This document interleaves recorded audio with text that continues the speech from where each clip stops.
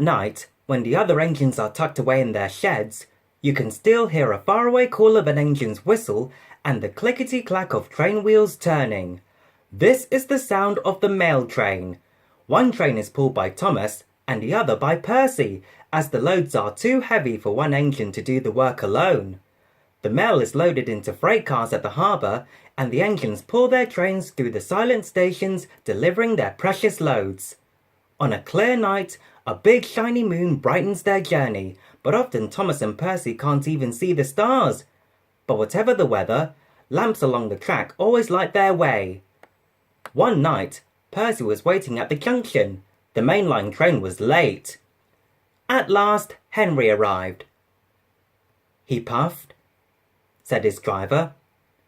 Percy puffed along as quickly as he could, but the sun was already rising as he finished his work, thought Percy. Percy was not alone for long, said Percy, wailed Harold. Percy was too tired to explain. He muttered. Called duck, sighed Percy. He rolled into the shed and fell asleep almost before his buffers touched the bar. His driver decided to set off early that evening.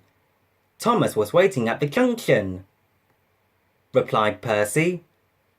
Said Thomas. The engines were just leaving when they heard a familiar buzzing, puffed Percy crossly. Huffed Thomas. That night, everything ran like clockwork. Thomas and Percy steamed through the stations, making good time everywhere they went. At a station, Thomas noticed a man looking cold and worried.